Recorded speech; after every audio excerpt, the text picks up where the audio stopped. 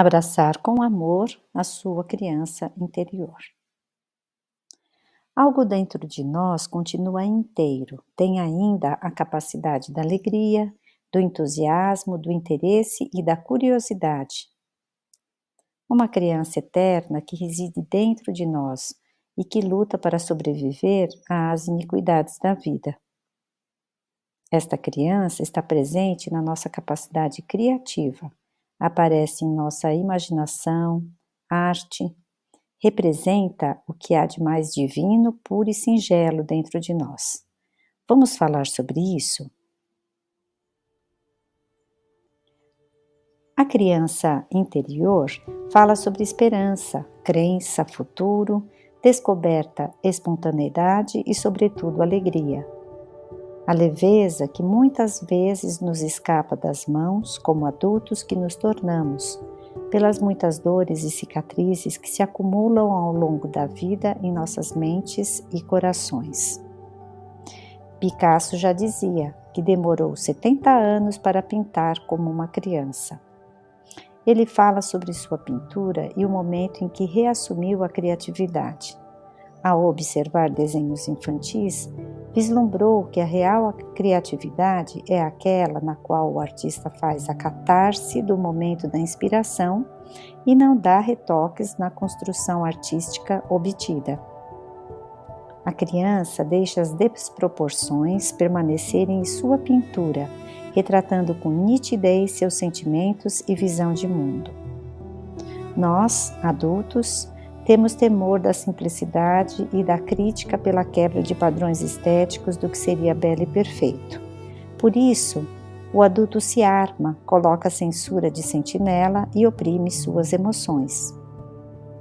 Toda criança, inicialmente, é artista e todo adulto pode voltar a ser criança. Isso significa que os elementos da criança nunca se perdem e não desaparecem no adulto. Quando começamos a deixar de ser criança, estamos abandonando um grande tesouro. Picasso, seguindo essa orientação, resolveu desenhar e pintar como uma criança, e suas obras repercutiram pelo mundo. Ele não imitou uma criança, apenas abandonou técnicas e desarmou a psique para deixar a criatividade espontânea fluir. Ele bloqueou a própria censura. E por que ter acesso à nossa criança interior?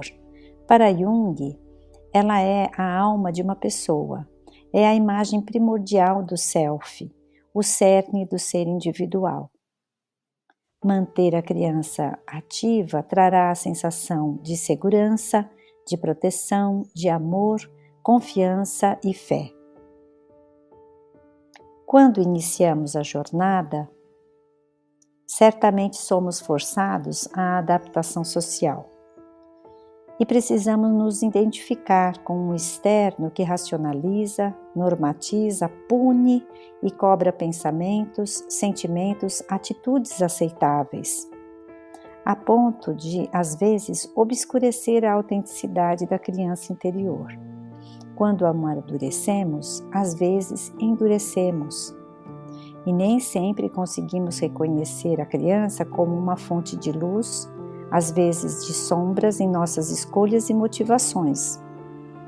Nem nos damos conta de que ela está desapontada, abandonada e mergulhada no breu do nosso inconsciente.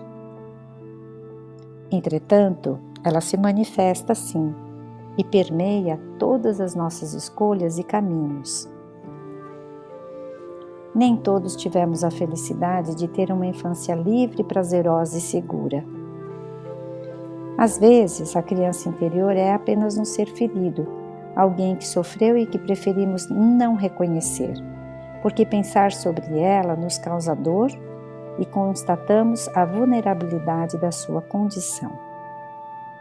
Para que possamos viver a nossa criança interior e retirá-la da condição de criança esquecida e abandonada, Jung sugere que renovemos periodicamente, por meio de rituais, a criança Cristo, a condição mais divina, perfeita e sublime do ser humano.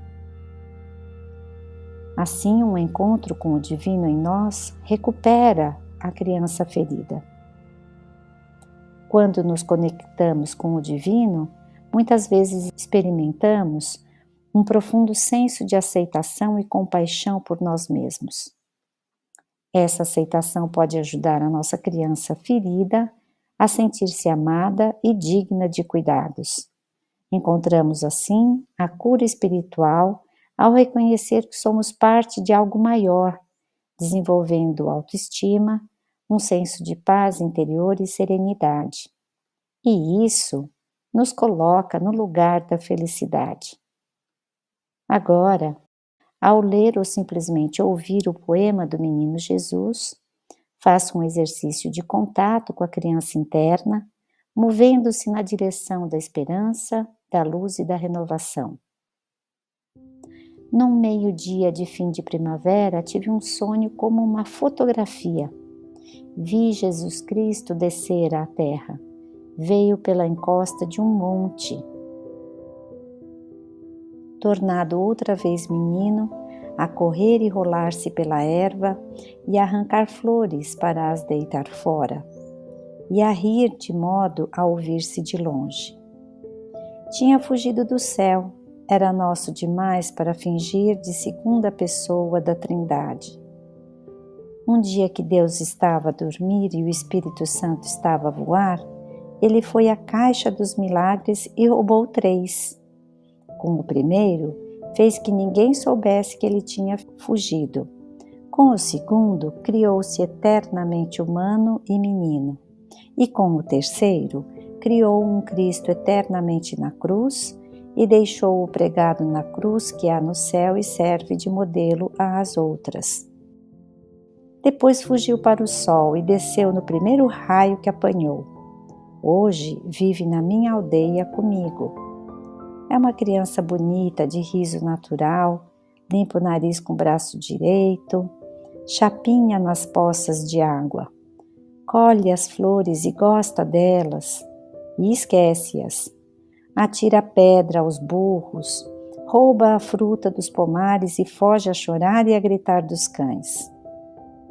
E porque sabe que elas não gostam, que toda a gente acha graça, corre atrás das raparigas que vão em ranchos pelas estradas, com as bilhas às cabeças e levanta-lhes as saias. A mim ensinou-me tudo. Ensinou-me a olhar para as coisas. Aponta-me todas as coisas que há nas flores. Mostra-me como as pedras são engraçadas quando a gente as tem na mão e olha devagar para elas.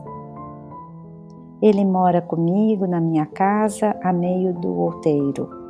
Ele é a eterna criança, o Deus que faltava. Ele é o humano que é natural. Ele é o divino que sorri e que brinca. E por isso é que eu sei com tanta certeza que ele é Menino Jesus verdadeiro.